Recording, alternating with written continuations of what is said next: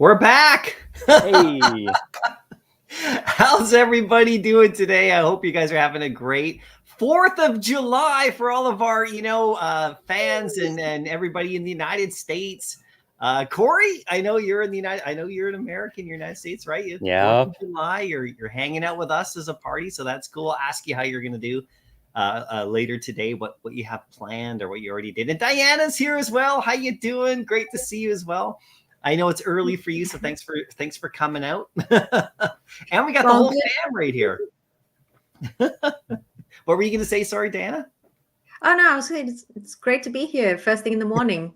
I live and breathe VeVe now. Straight up, exactly, right? And I want to thank, OMW, and we have a couple of mods in here helping us out today as well. Thank you.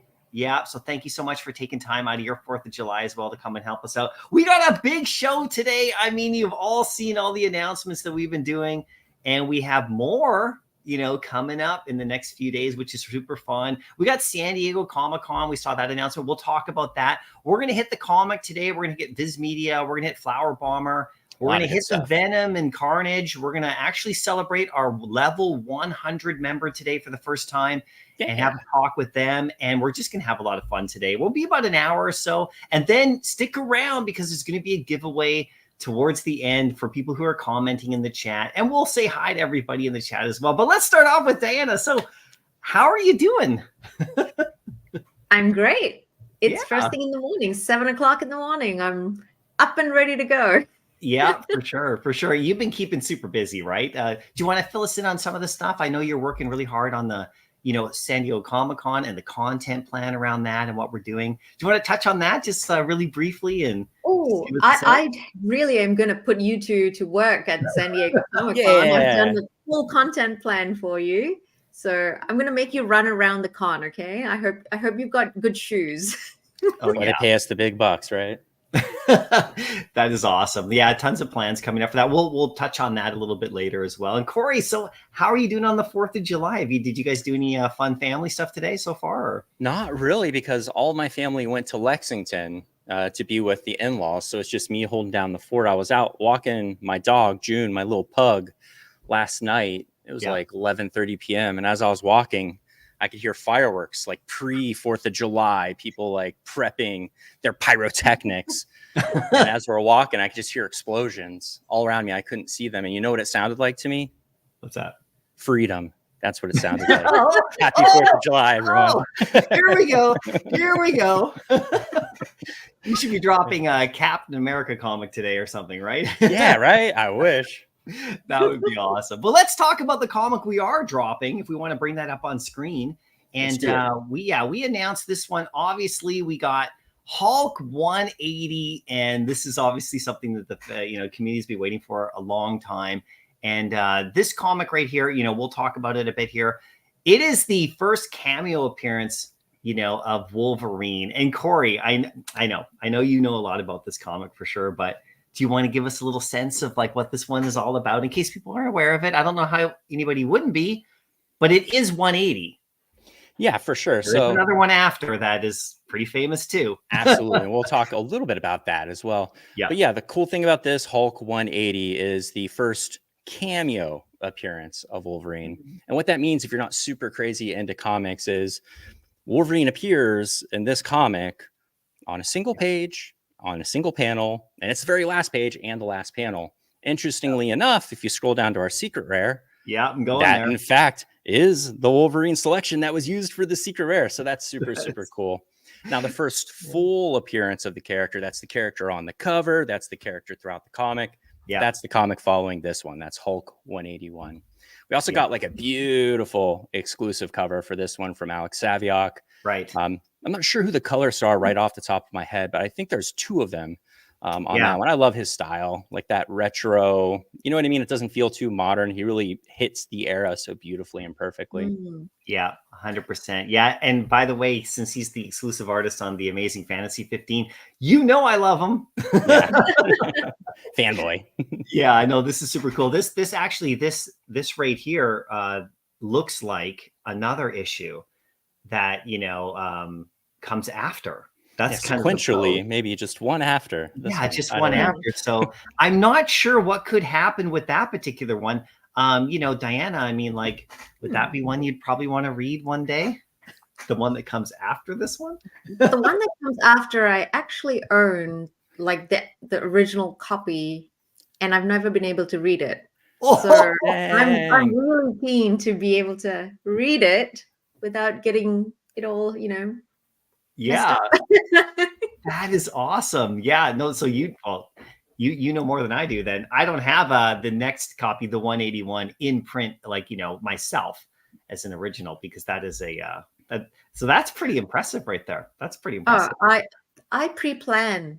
I know these things are gonna go up, so I buy them like 20 years in advance. I bought mine, I think. Yeah, for sure. Well, when I got mine.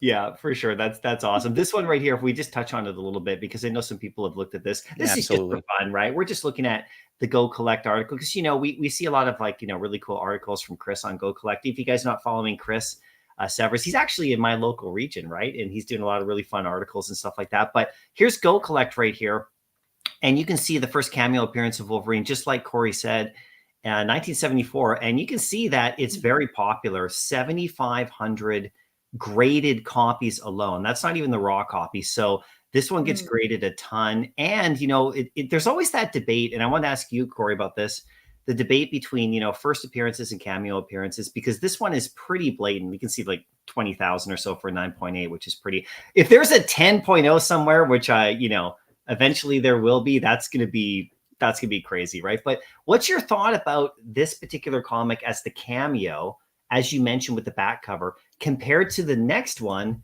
at 181, which is kind of like the first full appearance with the story?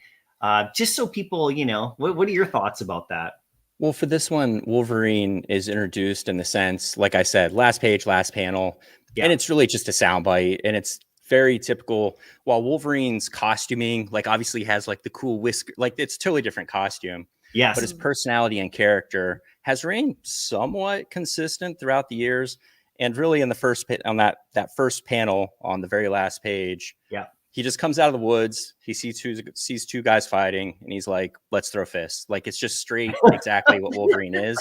But beyond that, the only other clue other than a name is you get a Weapon X reference, which obviously, Weapon X major for Wolverine, but it doesn't really get explored until years later. Lots of amazing comics around the Weapon X program, a lot of amazing characters, from the Weapon X program too. But in terms of who is this character, what is it about? Again, it's just a single panel on the very last page. So you don't get much. And he's not on the cover. There's no other references to him throughout the entire story. The story's not about him whatsoever. Yeah. And so it's that following comic where you figure out, you get more dialogue, a little bit more backstory. What does he do? What is he about? What's his deal? And it's, I don't want to spoil it if you've never read it, but it's just super classic Wolverine and Hulk of the era. There's obviously like another, villain, bad guy, player in there, Wendigo. But I totally agree. I mean, he's on the cover. He's throughout the entire comic for 181. It just makes sense. And that's sort of the formula Marvel's followed. If you look at a lot of the other, not a lot of them, if you look at all the other comics and their archives, they all pretty much follow this formula. Years after this, Marvel would really capitalize on that, where, a character would appear in a single panel, non-costumed, and that'd be the first cameo appearance. And then that character would appear, inside of the comic more, and that would be the first appearance. But then the character would be on the cover of the comic and also inside the comic, and that would be like the first full cover appearance of it. So they would have like 3 first appearances, sort of, to spread the hype. They knew how to do it. They know how to do it. They know what they're doing. They're good marketers. Now they got all the variant covers too, which is really cool for this one too. I know we have Alex right here. Are you a big fan, Diana, of Alex's work? I know we have multiple comics right here. This is nice, right? I love all of them, to be honest. Like, I am a sucker for a good piece of art, and I feel like just all our exclusive artists have done such a great job with all the exclusive art that we get for comic books. And I really like this one because it's like, we talked about it earlier, it's kind of like a homage to like the old school way of art, but then it's also modern. And I love that it kind of pops out a little bit. Like, if you look at the way, if you isolate just Wolverine and Hulk, kind of looks like they're like coming off the page. Totally. Which is really cool. So I really like it. Yeah, I feel the same way. And I know that our exclusive covers that only exist here, I mean, that's a really special thing that, we're going to be talking about a lot more as time goes on, specifically because these artists, are, being asked to make this art specifically for this platform, which is really, really amazing when you get like another interpretation of the, the art from the time. And you have it like with a comic like this of this magnitude, which is super cool. So we've seen this a lot. Corey, you and me were talking about exclusive covers, right? How far back they go. Do you remember what the first one was again that we ever had on VeVe? Yeah, sure. So Fantastic Four number 13 was the first exclusive cover ever released on VeVe. And that was at New York Comic Con in 2021. The 15 comics preceding that didn't have exclusive covers. That's right. And so what we did with those 15 comics was there was the vintage original and then various colorways. And then the secret rare still was an interior panel pull onto the cover. So that was sort of the formula. And then that 2021 New York City Comic Con changed the script because exclusive covers came.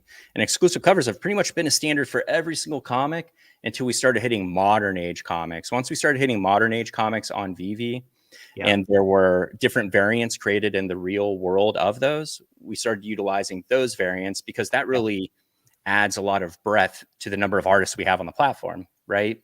Because you could have 5 different variants for 5 different artists, all reflective of the physical world, which gives us access to a lot more amazing creators. But that's sort of the formula that covers have followed. Yeah, for sure. No, that's awesome. I absolutely love that. I know David loves, our founder loves the exclusive and specifically working with artists to create new art, like from comic books that have already gone by. It's so cool, right? Now, I know you mentioned, Corey, as well, the look of the costume right here. And I think this is kind of an interesting fun point because we have the FA Wolverine, 3D collectible, the, animated one with the mask. And that one is not exactly the same version as this one, right? Do you remember, you want to shed some light? I know the answer already, but the difference between this one and that one is very slight. I mean, the whiskers, the little eyebrow thingies, their length. And then also, I'm not sure, I would have to look at our blue and yellow. I can't think off the top of my head, but are the rib stripes on that one? Yeah, I would have to look. Are they? Sure. Yeah, I'm pretty sure. I think the belt is slightly different, right, Diana? I think that's on the 3D collectible one. I think it's the funny. I've looked at that model a million times because we had to put it in videos, so you're like rotating the model to place it. But we've done so many things since then. It's hard for me to remember. I'm putting them on the spot here sometimes, you guys. These aren't totally scripted questions. We're just having some fun, but it's that second that one that we have is I think like the second, like it's not the whiskers, but I think it's the second time he was ever shown in another series. I think we'll have to confirm that. What we ought to do is we ought to talk to the sculptor if we can and figure out what his reference was, because that's sometimes available to us. I think that'd be an awesome thing for us to be able to share. Well, one thing we're going to share towards the end of the video too, which is kind of a fun segue, is we're going to talk to one of our artists on the actual Venom and Carnage and how that's put together. That's going to go. We're going to see a nice little clip about that. That's going to be super fun. So stick around for that. But anyway, this is great. Stay tuned for some more announcements about, potential future issues that may just help you along with the story of this particular story here. There is one that follows, and we'll see what happens with that one. But here, really quickly too, we got the 10 gem list price right there, 5,000 editions. So we're keeping it super scarce. That secret rare true believer variant with Wolverines, like with that actual back page, like Corey described, 125 editions. So hopefully everybody appreciates that and gets a chance to read this one. It's going to be fun, right? For sure. I wanted to switch gears a little bit and talk about the other kind of, release that we just had right here. This is the Viz Media Ultraman Volume 1. This is manga, and this is amazing, right? I mean, like, Diana, I know you're pumped about this for sure. Here's the article right here coming out. We're coming out here on Wednesday, right, at 8 a.m., and this is Ultraman Volume 1. Give us a little sense about what you think about this whole thing. I know David's super stoked about Viz Media. Maybe tell us a little bit about what Viz Media is kind of like all about, right? Well, I think, we were talking about it earlier. Viz Media is almost you know, it's essentially like the Marvel and DC of the comic world, but for manga. And so Viz Media is basically the go-to place to get your manga published, get your manga distributed. Literally every manga you can think about, whether it's shonen or shoujo, which is like boys comics, girls comics, is done by Viz Media. And so I'm really excited because I love all of the different like anime that have been kind of animated from manga.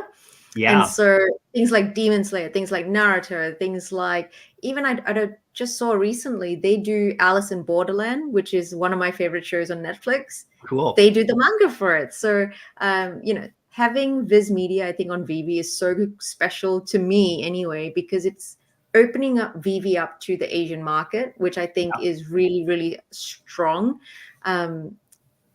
Asians love reading manga. Like, I mean, obviously everyone loves reading manga to a degree, but there's something special about, you know, commuting to work and just opening up your manga and being able to read it, because a manga is not like a comic issue, right?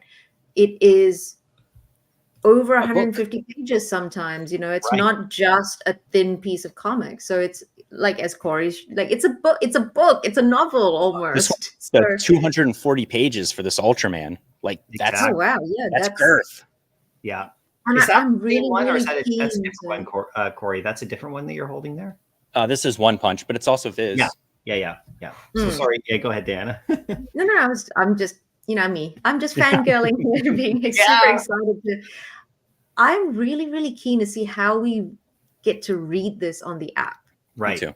You know, like 150, 200 pages. It's not just like a simple comic book that you can just kind of flick a couple of pages and it's done.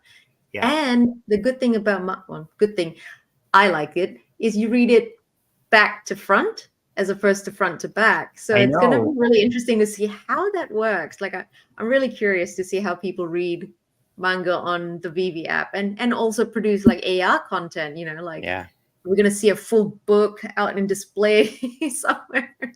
Yeah, exactly. Right. No, it's so cool. It just opens up so many possibilities. And I know people were really excited about the announcement. That was a really cool little teaser that got thrown out there. I was pretty impressed with that. That little video, Corey, did you put that little teaser, little graphic together? Because, man, I love that stuff. I know the community seems to be really loving the teasers lately. Do you want me to roll it real quick? The little soundbite for David?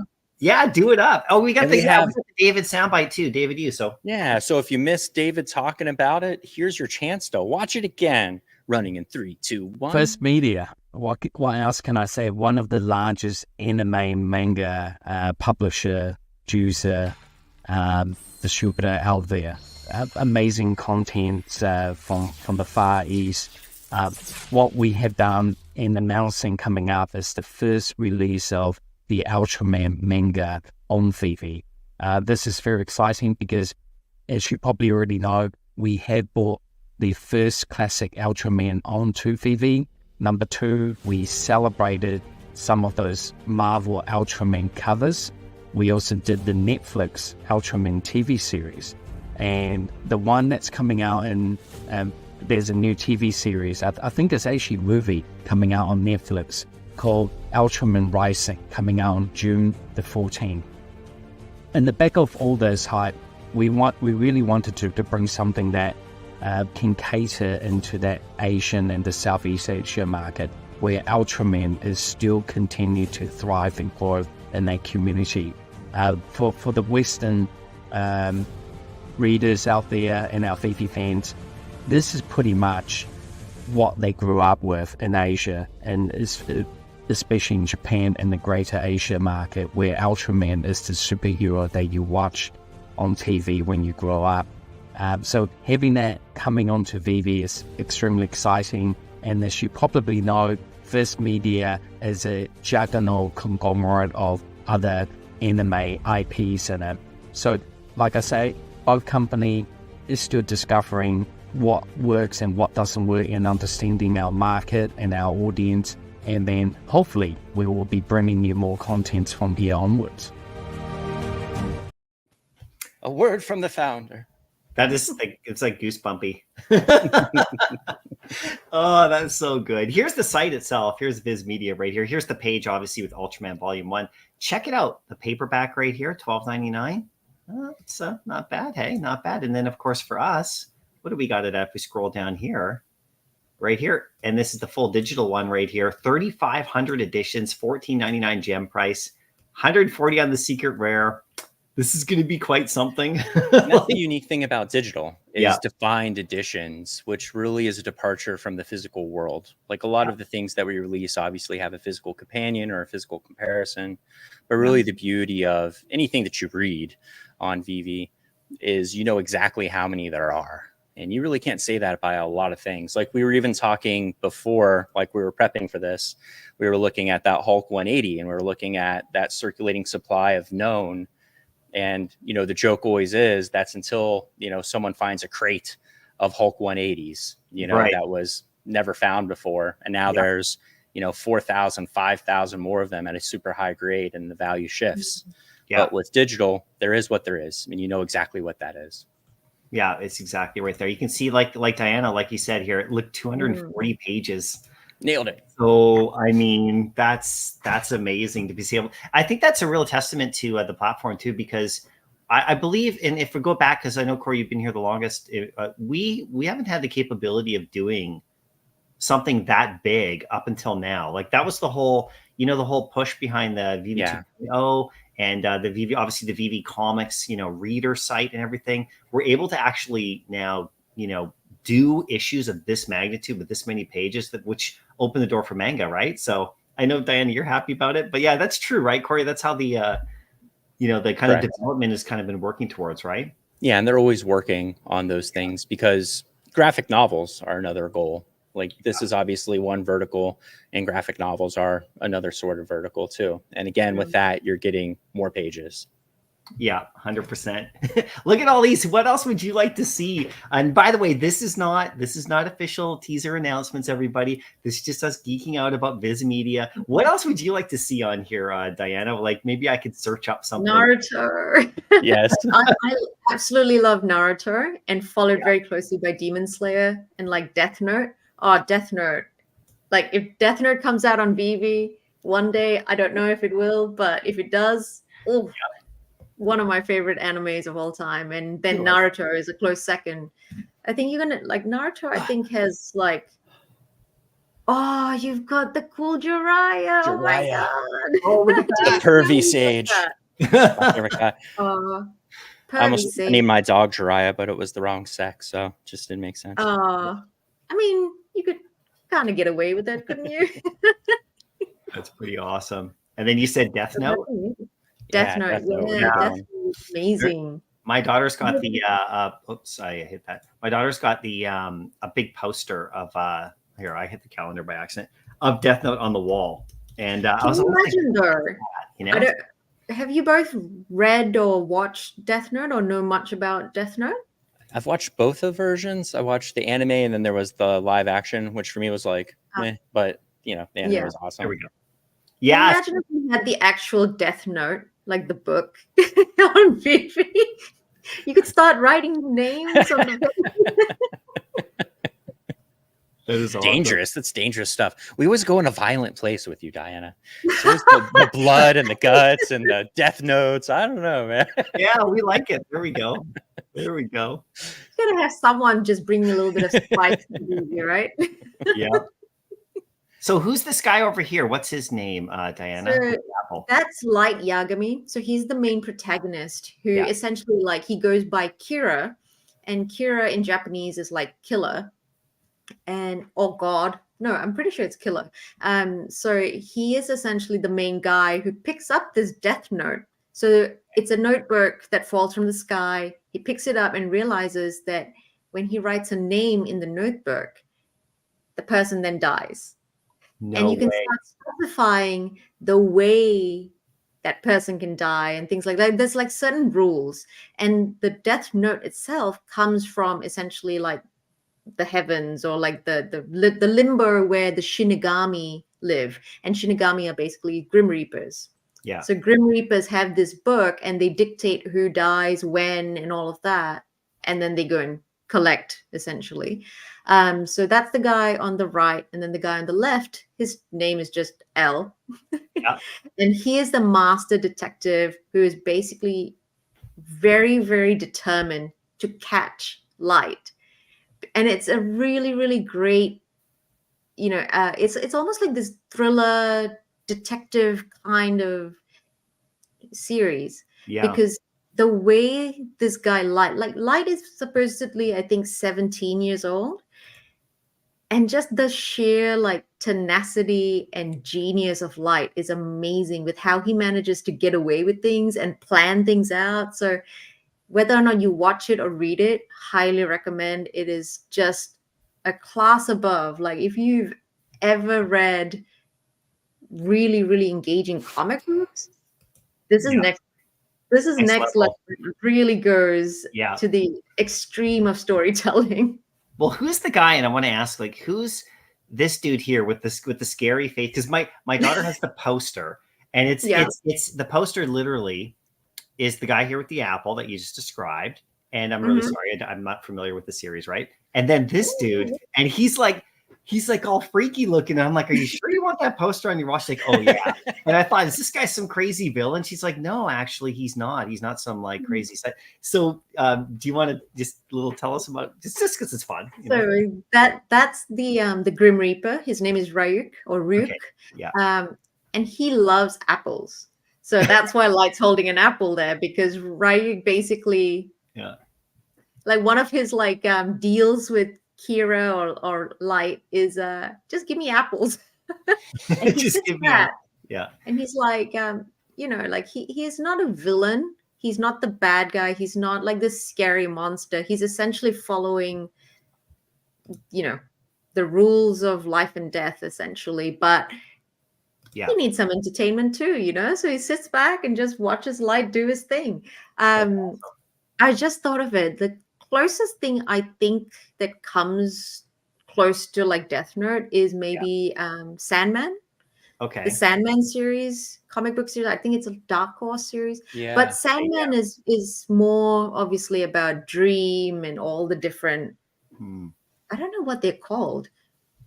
But like, there's a Netflix series, obviously, and they deal with death in a really, really unique way as well. Yeah. Where it's not this scary, horrible experience. It's this really nice, like, at the end of your time, you go to a better place and all of that. So I relate the Shinigami kind of similar to that. Shinigami being Grim Reaper. Yeah. It's very cool. I hope we get it one day. I mean, I'm not saying we are or anything. We're just, but with this whole who knows what the right future holds. Yeah, it's very cool. Like, this is that right here. So yeah, we got this one coming out. So this should be really great on Wednesday the 10th. Let's move on to the next topic right here, because we got to get going a little bit. But that's super cool. Thanks, Diana, for the background. We'll talk more about it in the next live stream. We'll probably we could even have another one, where we just do the whole thing, right? Let's jump over here, right here, and talk about the Brandal, the Flower Bomber announcement that's come out right here. Now, this one, is very fascinating. How this is developed with our, with us and the licensor, and the component that's going to be announced actually tomorrow with the charitable aspect of this. Hey, Corey, do you want to talk about this one a bit and give us a little bit of an outline about what you think about this whole thing? And we have the article right here. We can obviously, people have read it. They know that there's the craft coming. Just for people, obviously in, I guess, the London time zone, like the UK. And then we have the actual, the craft is coming on Monday. That's for everyone. It's the one that's coming up on Saturday. That's the UK only. And that's a licensor thing. Do you want to talk a little bit about that? Sure, I can talk about it just a little. Yeah. Like, obviously, this is coming from Brandal. Brandal features all kinds of different artists, specifically like graffiti artists in the EU area. And Brandal is an EU licensor, hence the region restriction. And some of the things that were really important to us is sort of honoring what the artist and the artwork is about. And a lot of it is social statements and sort of doing your best to bring light to things that you think people should care about. And so part of that decision in this release was including a charitable aspect. of this. Yeah. And so in this sense, Brandalized and ourselves aren't taking any secondary of the sales, and that's all going to go to charity. And there was some discourse between all of us on where that money should go, what charity we should send it to. And we thought the best way to address it would be to sort of use the community. You know, what's important to all of you that are watching and that collect on VeVe, and the part of the world that you're in, whatever that might be. You know, are you dealing with a personal crisis? Are you dealing with cancer? Are you into animals and pets? You know, or is your region, you know, fraught with natural disasters? And so you're going to have the ability for whatever charitable thing that it is that you care about to enter that in via a survey, and we'll collect all that information. And from that, we'll devise where we want to disperse that money. Yeah. And then the other thing that was really important to us with this is one of our initiatives as we're pushing forward is that we really want to be rewarding our collectors, people that have been spending a lot of time on VeVe and collecting and enjoying it. But we want more uses for those MCP points. And so we really went above and beyond with MCP points for this one. And so if you're a hardcore collector, this drops for you. You know, not everyone is going to be able to get this. We understand that. But sometimes we do need to reward the people that, you know, take care of us as a company and really spend their time and social spaces and collecting and sort of spreading their love of collecting. And this is sort of our way of giving back to them. Are the crafting ones available like worldwide? It's just the Saturday drop that is not US, right? That would be more of a Renee, unless either of you two know. I don't want to speak on something that I'm not 100% certain on. Yeah, I believe it's not a USA thing only, but I mean, I believe it's not a UK thing only for the crafting, but the crafting, everybody, it's for the Saturday drop right here. What we have is the the 60 gem price right here, because there's a cost to produce these, and of course you can see the edition sizes aren't high, so this is like, you know, obviously this isn't generating a huge ton of funds, and that was a big thing, like you talked about, Corey, about the honoring the artist's work and honoring the artist's stance on things, right? The original artist stance on things in a lot of ways by doing the charitable aspect. And of course, the licensor is also on board with that 100%. That was one thing, Diana, that, we talked about internally, and maybe you can touch on this, about those conversations that were happening around this, like Corey said, the sensitivity of this kind of thing, and us wanting, and of course, the licensor wanting people to be able to experience the art and collect the art, but at the same time, also use it as a vehicle to help support like charities that, maybe don't get enough attention. This is a really interesting and fascinating way to do it. On top of that, do you want to talk about that a little bit, what that might mean to you, or what's it? I know those conversations were happening, right? Yeah. When we first started talking about it, and we talked about, the artist and the core values the artists have, we really want to pay homage to that in a way. And I think, charity is always a really, really important thing to do as a company, any brand, really. I'm someone who loves and appreciates when, companies come together, people come together to really support, not just, one charity, but multiple charities, which is why I kind of like this idea of us going out to our community and seeing what they care about most, because we could have just picked a simple charity of our choice. But at the end of the day, our community matters. Our community dictates what, should be done in a way.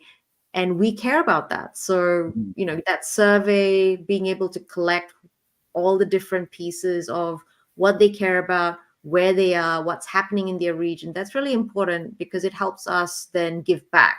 And I think that's the thing you just mentioned, right, Aaron? It's all about giving back. Even Corey touched on it. It's really giving back to our community and the people who spend their time with us. And I think that's why this drop is really important, because it's almost like our way of saying thank you, not just to our community, but to the whole wide world out there, being, we want to spread the love, essentially, through charity, through engaging with our community, giving back.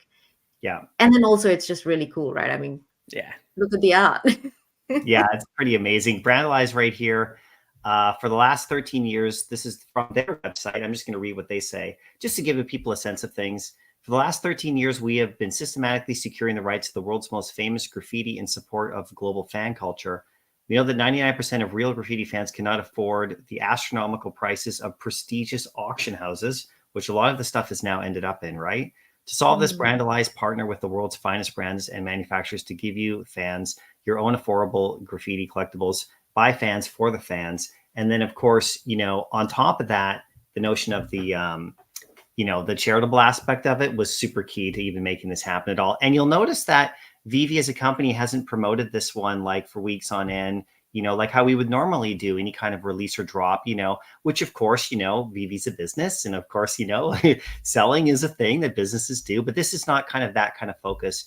And I think people should really, you know, I really want that communicated out there to the community. I think the community is picking up on this well, and we'll see how it goes. It also, the time zone's different because, you know, this is also a regional drop, which is actually really fascinating.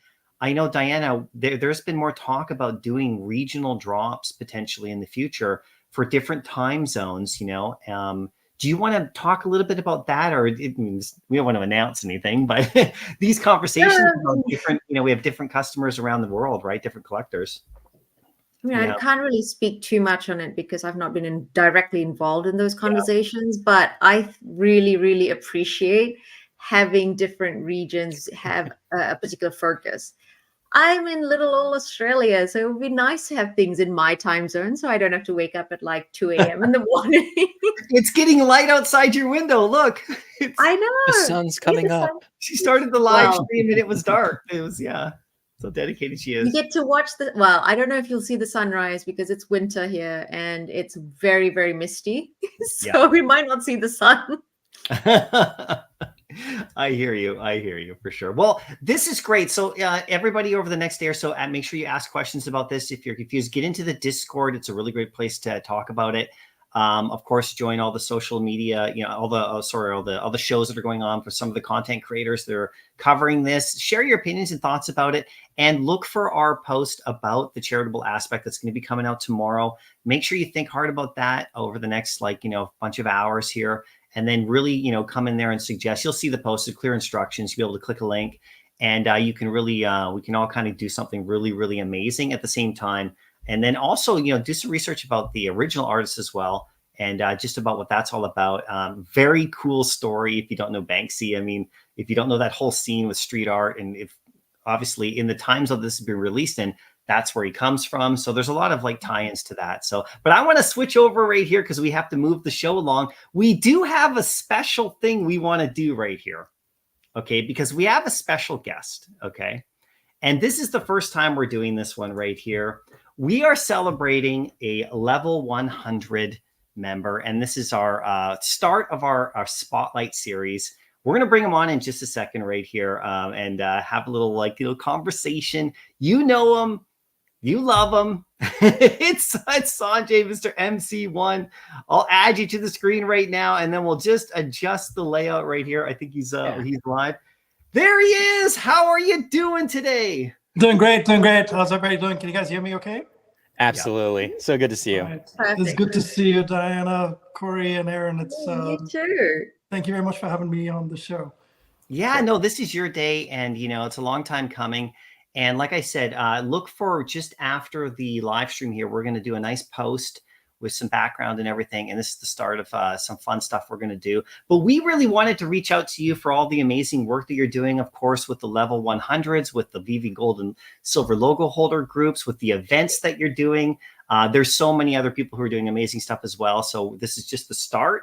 But we asked you a few specific questions on here, which people will see, but maybe just give us a sense of, like, you know, the second part I asked you just about, you know, their message to the community, right?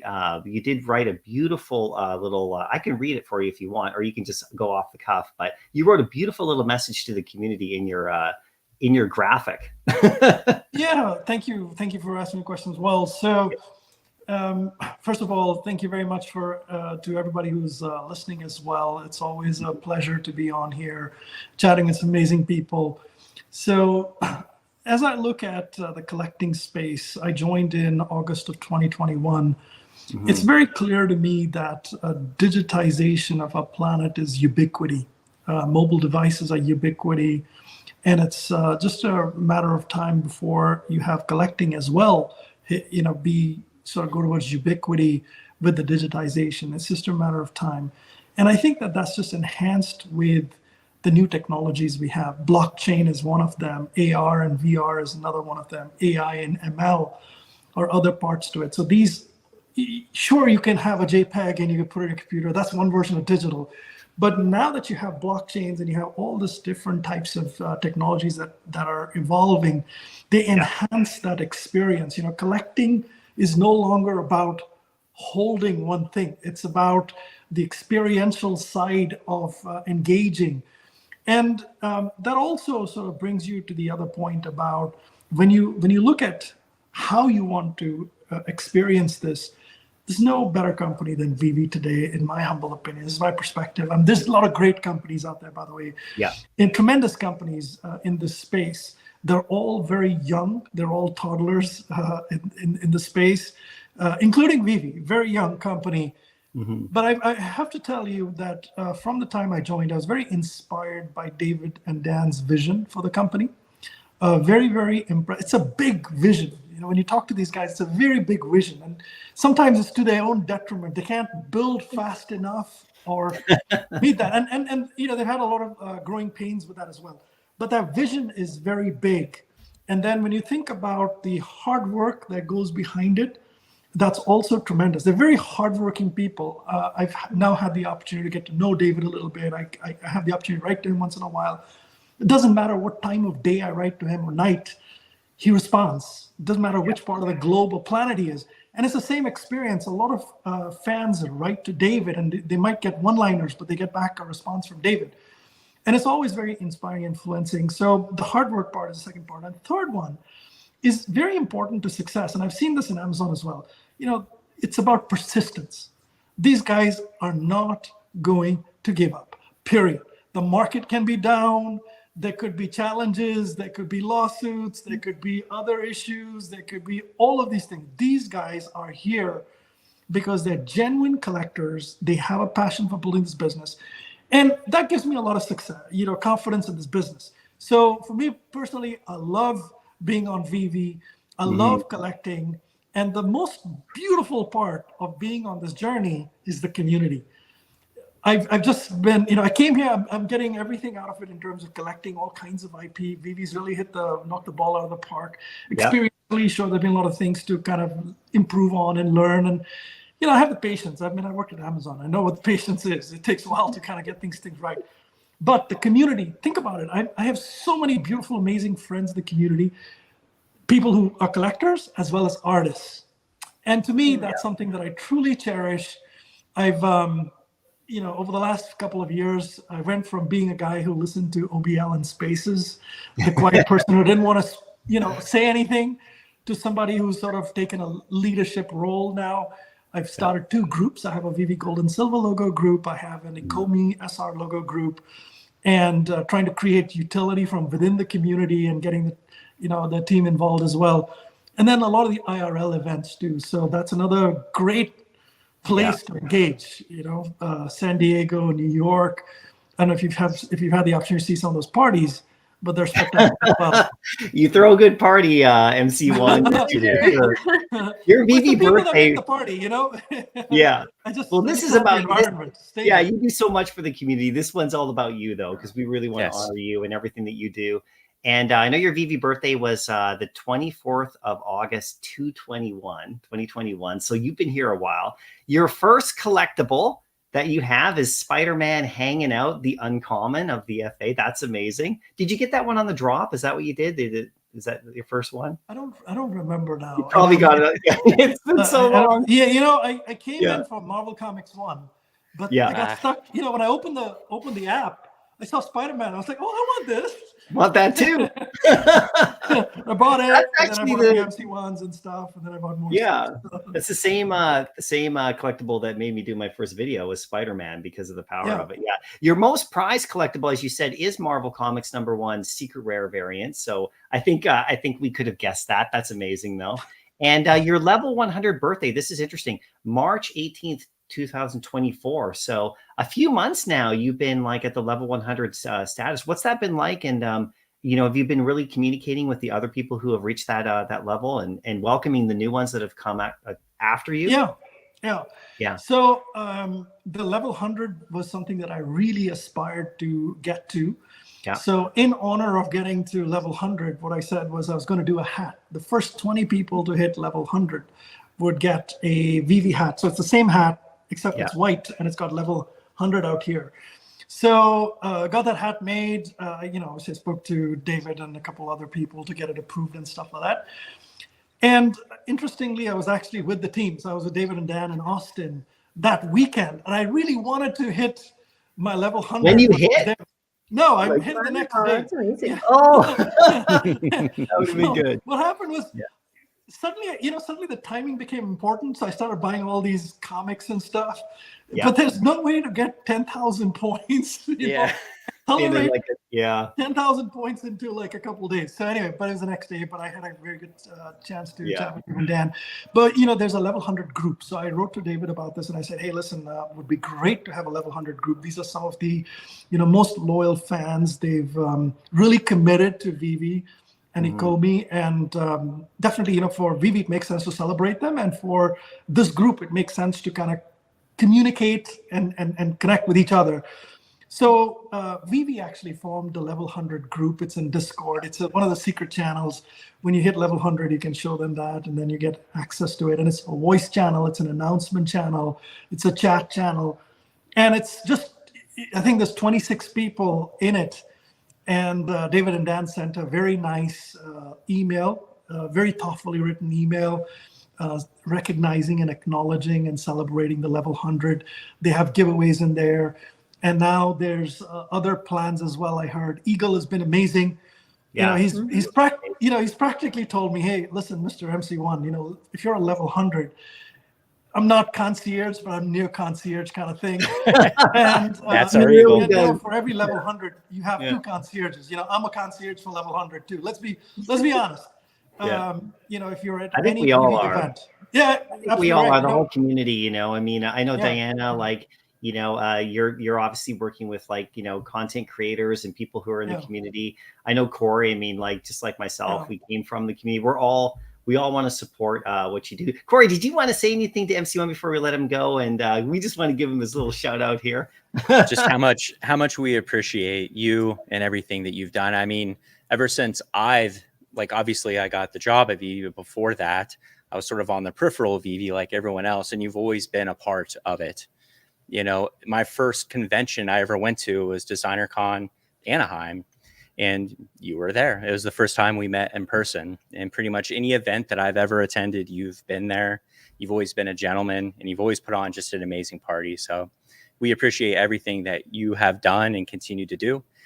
And as part of our sort of focus on the community, level 100 should be expecting some awesome things in the very near future. That is one of the commitments that we are making to the community. Not just the level 100s, but level 100s are going to be getting some awesome stuff. So super glad you're a part of it, man. Big shout out to the other level 100s too, like Dr. Prophet, Dr. Rolex. We're going to cycle them all through here. Yeah, don't worry. That's great. They're all in that level 100 group. Really amazing people. Grubba, you name them. Absolutely. And Diana, did you want to say anything to the Mr. MC1? I know you're excited. Yeah, of course. Yeah.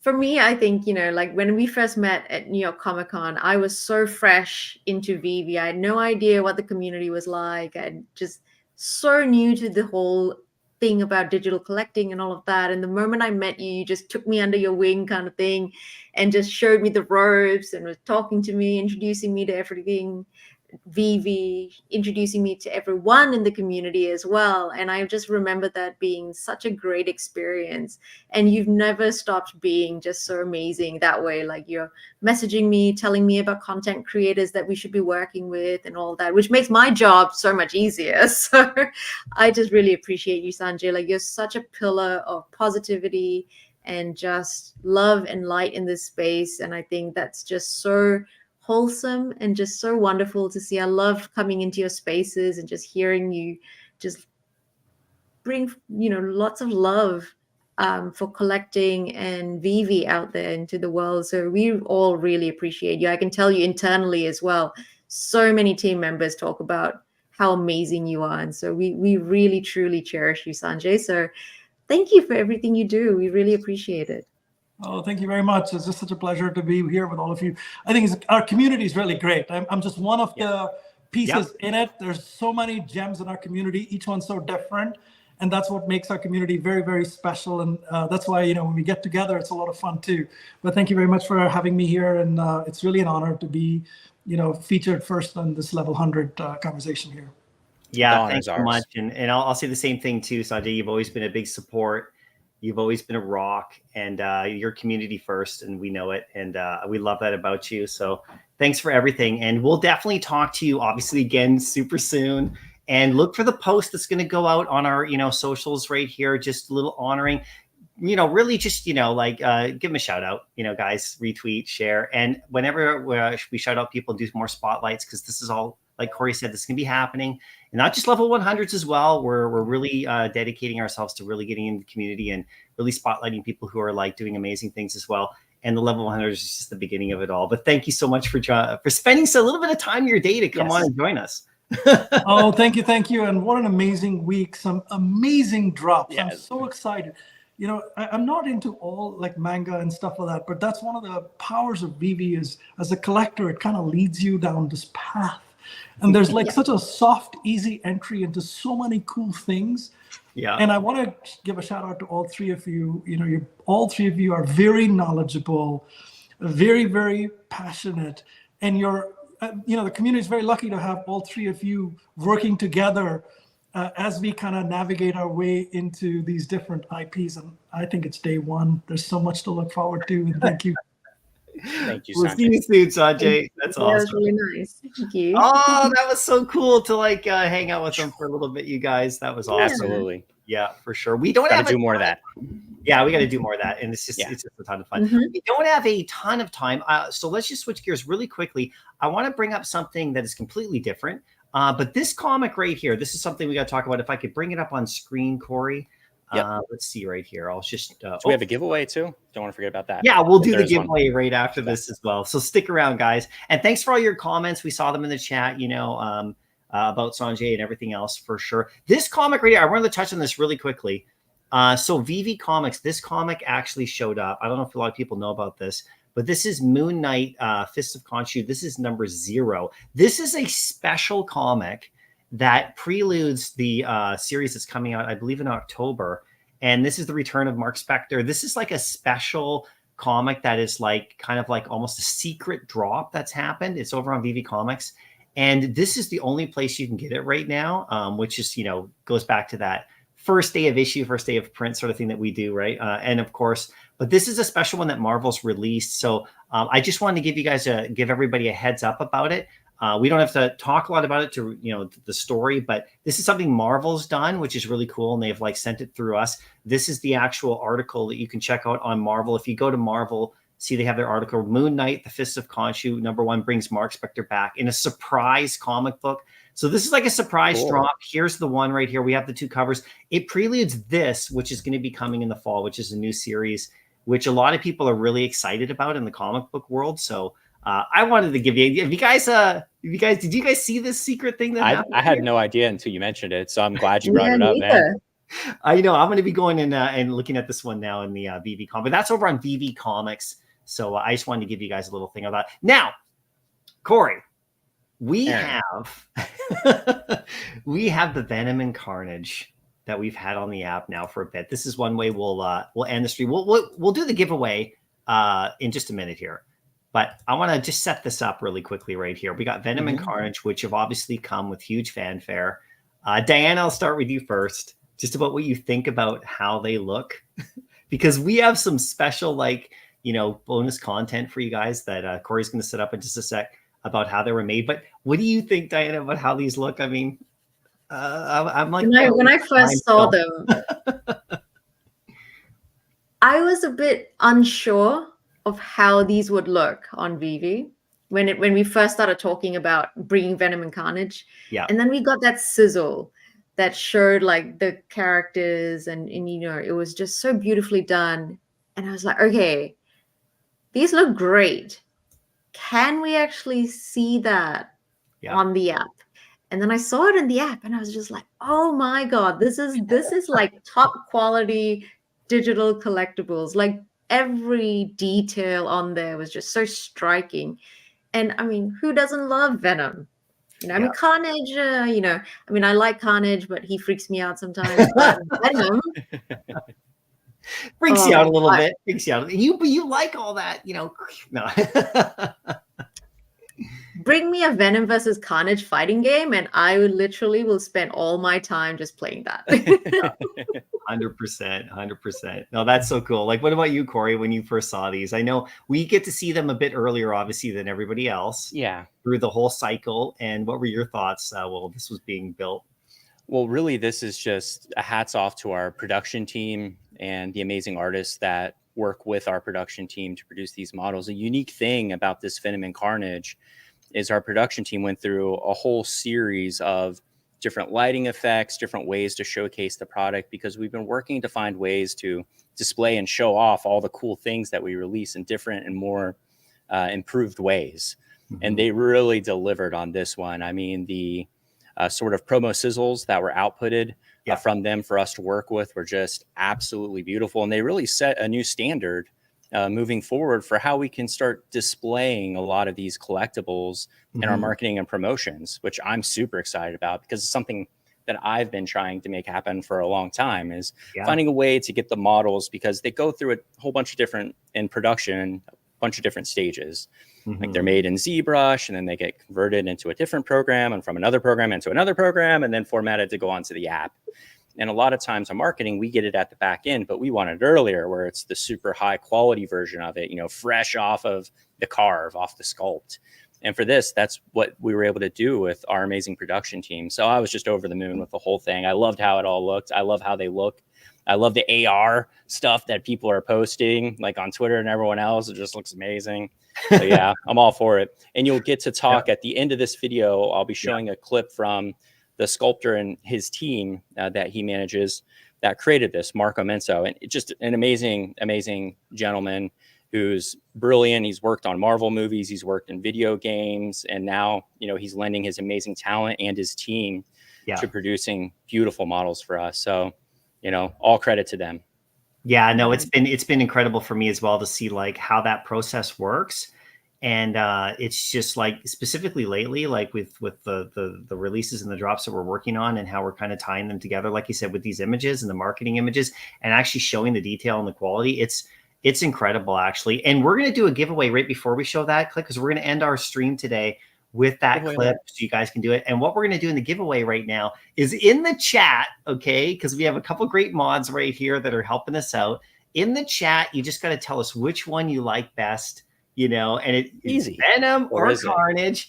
And one of you is going to randomly win a VeVe digital collectible from our team. We'll contact you after the live stream. Of course, our mods are just going to randomly, you know, it's just going to be a random pick. Look at that. We know Corey, what he's doing. Wow. What are you doing right there?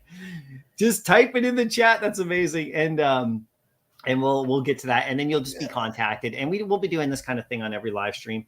And but no, I'm really excited about how these have rolled out, and the fun that we're going to have with them, and also what's coming. I wish we could show you guys. We already had announcements. Out of the announcements we did while people are entering right there, and just before we show the clip, Diana, let's just end your ending thing right here.